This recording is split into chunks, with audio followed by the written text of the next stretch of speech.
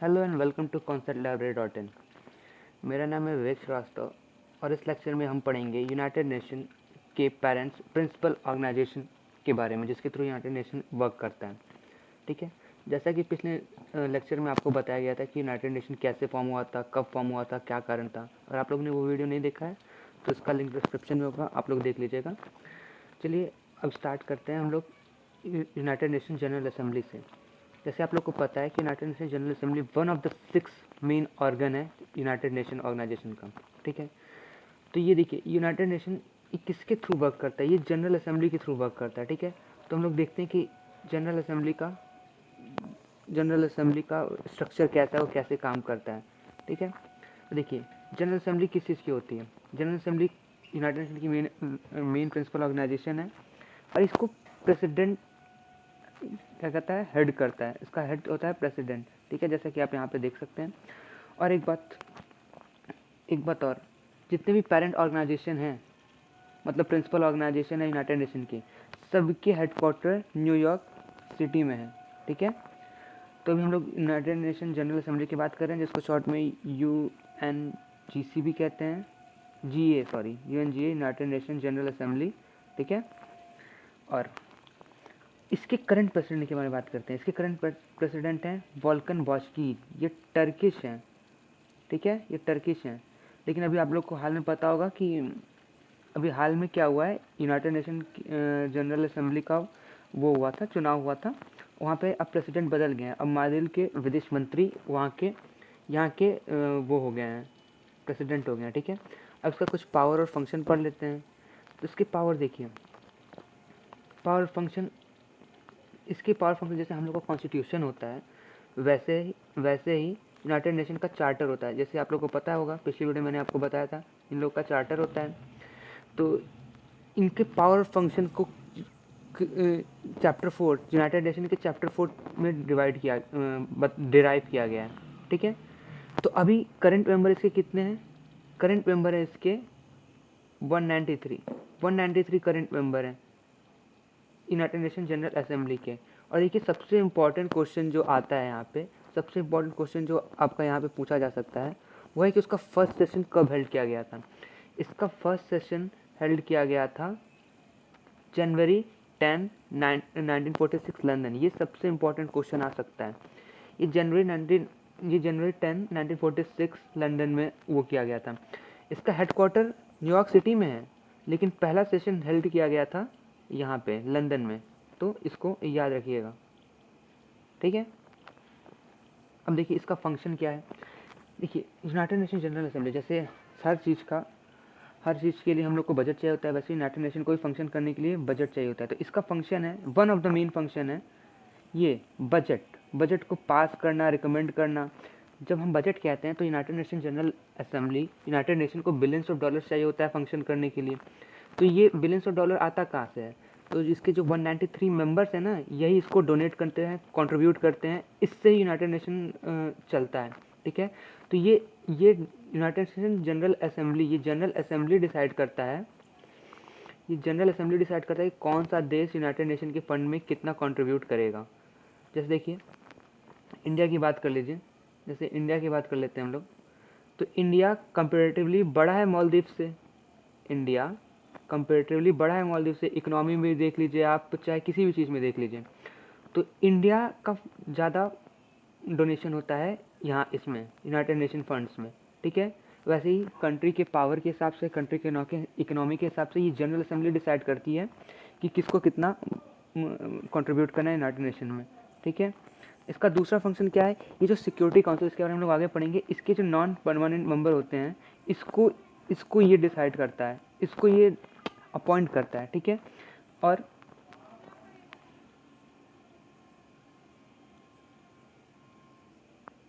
इसका एक बहुत इम्पॉर्टेंट फंक्शन है appointing the secretary general, UN secretary general.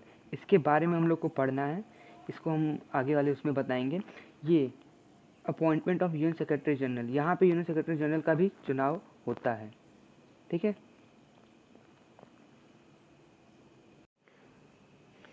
चलिए हम लोग बात करते हैं यूनाइटेड नेशन सिक्योरिटी काउंसिल के बारे में। यहाँ पे नेशन की स्पेलिंग थोड़ा गलत है, तो यहाँ पे टी होगा, याद रखिएगा, नेशन सिक्योरिटी काउंसिल, ठीक है। इसका जैसे मैंने बताया हेडक्वार्टर न्यूयॉर्क सिटी में है, न्यूयॉर्क इसका हेडक्वार्टर न्यूयॉर्क सिटी में है, ठीक है। मैंने पहले ही बता दिया था कि जितनी भी प्रिंसिपल ऑर्गेनाइजेशन है यूएनओ के, सबके हेडक्वार्टर न्यूयॉर्क सिटी में ही है, ठीक है। तो चलिए इसके बारे में हम लोग थोड़ा सा, इसके पावर के बारे में थोड़ा सा जानते हैं। देखिए इसका काम क्या है, यूनाइटेड नेशन सिक्योरिटी काउंसिल का इसका काम क्या है, इसको बनाया क्यों गया था। इसको बनाया गया था to ensure international peace and security, मतलब कहीं भी अगर वॉर हो रहा है तो वहाँ पे इसका काम है झगड़ा सुलझाना और पीस मेंटेन करके रखना, ठीक है। इसका एक और बहुत बड़ा काम है, ये रिकमेंड करता है एडमिशन ऑफ यूएन मेंबर्स, ये रिकमेंड करता है admission of UN members in general assembly, ठीक है। मतलब अगर किसी को जनरल यूएन का सदस्य बनना है तो अगर ये यूनाइटेड नेशन सिक्योरिटी काउंसिल उसको रोक देता है तो तब वो उसका क्या कहते हैं सदस्य नहीं बन पाएगा, ठीक है। और जैसे यूनाइटेड नेशन का जैसे हम लोग यूनाइटेड नेशन के चार्टर में किसी का चेंज होना है, कुछ भी चेंज होना है तो उसको अप्रूव करना होता है किससे, यूएनएससी से। यूएनएससी मतलब यूनाइटेड नेशन सिक्योरिटी काउंसिल। जैसे हम लोग के देश में कॉन्स्टिट्यूशन होता है, उसमें चेंज होता है, वैसे ही यूनाइटेड नेशन का चार्टर होता है, उसमें चेंज कराना होता है तो उसको अप्रूव कराना होता है यूएनएससी से, ठीक है। ठीक, अब देखिए ये क्या कर सकता है, ये कर सकता है आपका, ये आपका कोई भी मिलिट्री और इंटरनेशनल सैंक्शन ऑथराइज कर सकता है। मिलिट्री उससे मतलब है कि मतलब कहीं वॉर हो रहा है तो ये ऑथराइज कर सकता है कि वॉर को रोकने के लिए मिलिट्री डिप्लॉय की जाए कि न डिप्लॉय की जाए। किसी देश ने कोई इंटरनेशनल रूल तोड़ा है तो उसको पनिश करने के लिए जैसे यहाँ पे इंटरनेशनल सैंक्शन लगा सकता है। जैसे आपको पता होगा कि इस समय ईरान पे इंटरनेशनल सैंक्शन लगा पड़ा है, ठीक है। और ये एकमात्र ऐसा यूएन का एकमात्र ऐसा प्रिंसिपल ऑर्गन है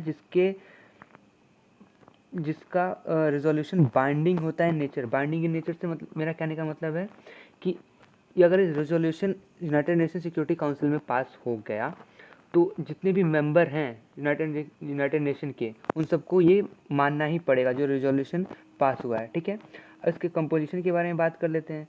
तो आपको पता ही होगा कि 15 उससे मिलके बना हुआ है, 15 स्टेट से मिलके बना हुआ है, जिसमें 5 परमानेंट हैं और 10 नॉन परमानेंट हैं। तो परमानेंट मेंबर आप याद रखिए UK, USA, China, Russia and France, ठीक है। ये सबको पता होगा, ये हैं permanent member of United nation security council, ठीक है। अब परमानेंट मेंबर होने का फ़ायदा क्या है, परमानेंट मेंबर होने का फ़ायदा क्या है कि इनको यहाँ पे वीटो पावर मिलता है, ठीक है। वीटो का मतलब समझे, वीटो का मतलब समझे आप लोग, नहीं तो देखिए बताते हैं वीटो का मतलब क्या होता है।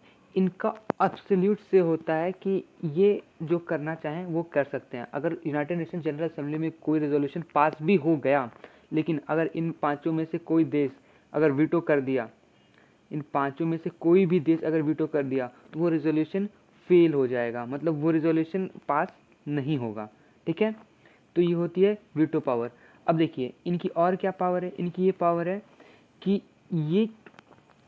ये जो भी नॉमिनी होते हैं, जैसे यूनाइटेड नेशन सेक्रेटरी के जो भी नॉमिनी होते हैं, मतलब जो अपना फाइल जो यूनाइटेड नेशन में लड़ना चाहते हैं सेक्रेटरी जनरल के पद के लिए, ये इनको रोक सकते हैं, ठीक है। किसी भी रेजोल्यूशन को ये रोक सकते हैं, including the nominee of United nation secretary general and admission of new members, ठीक है। मतलब अगर कोई भी आदमी यूनाइटेड नेशन सिक्योरिटी जनरल का सेक्रेटरी जनरल का वो चुनाव लड़ना चाहता है तो उसको अप्रूव होना पड़ेगा यूनाइटेड नेशन सिक्योरिटी काउंसिल से। और कोई भी नया मेंबर जो यूनाइटेड नेशन का पार्ट बनना चाहता है तो उसको भी अप्रूव होना पड़ेगा यूनाइटेड नेशन सिक्योरिटी काउंसिल से, ठीक है। ये तो गई परमानेंट मेंबर्स की बात। अब हो गए, हम लोग बात करते हैं नॉन परमानेंट मेंबर की बात, ठीक। तो नॉन परमानेंट मेंबर कैसे इलेक्ट होते हैं, 10 नॉन परमानेंट मेंबर होते हैं, ठीक है।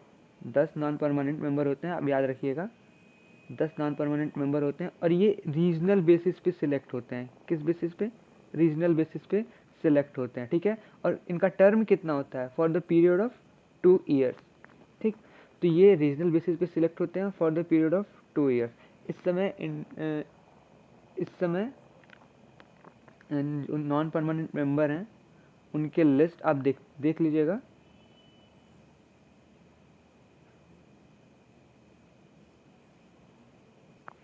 अब आती है बात प्रेसिडेंसी की। तो इसकी प्रेसिडेंसी हर महीने रोटेट करती है।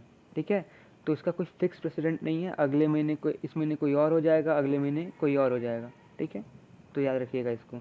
इसमें ज़्यादातर इंपॉर्टेंट यही है कि ये कितनी यूनाइटेड नेशन सिक्योरिटी काउंसिल कितने मेंबर से मिलकर बना है। तो 15 मेंबर है इसमें 15 मेंबर हैं। ठीक है, 5 परमानेंट और 10 नॉन परमानेंट। ठीक, बस इसमें ज़्यादा नहीं है, लेकिन सबसे इम्पॉर्टेंट यही है। ठीक है, आगे मिलते हैं हम लोग अगले लेक्चर में पढ़ेंगे हम लोग यूनाइटेड नेशन सिक्योरिटी काउंसिल के बारे में। United nation